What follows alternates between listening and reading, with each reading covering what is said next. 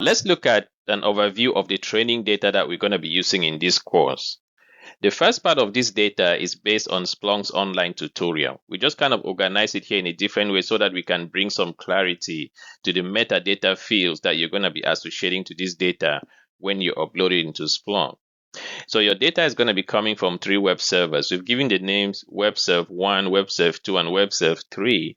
And the first part there is going to contain is access.log, which is going to contain web access logs.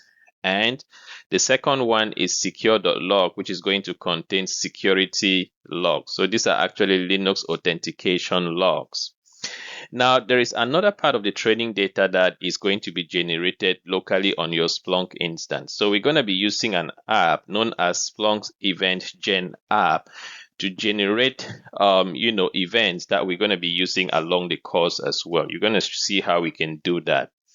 Now, this first part here is what we're going to call our host metadata. So we're going to have data coming from host WebServe1, WebServe2, WebServe3. And because the event gen data is generated locally on our Splunk instance, we're just going to call that local host.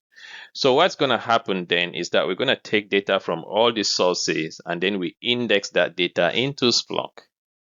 So high level, that is what that means. We have that data in Splunk now. Let's look at how our metadata is going to look. The first one here is a metadata that's going to be associated to the web access logs.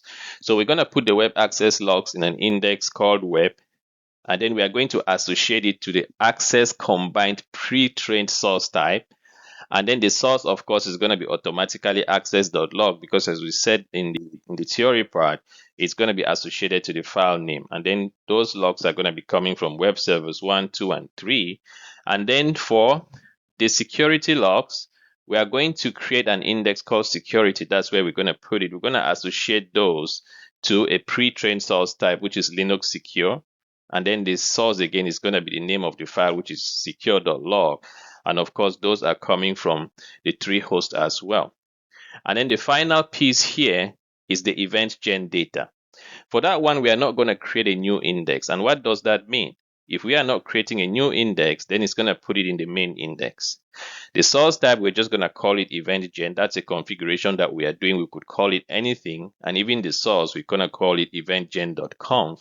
We can call it anything. So those are just names that we've chosen to provide for that source type and source. Now the host, again, as we said, is localhost. And this one, we're going to do a little bit of an additional configuration here because we're going to use a knowledge object called calculated fields in order to add some new fields into this source after we generate the data.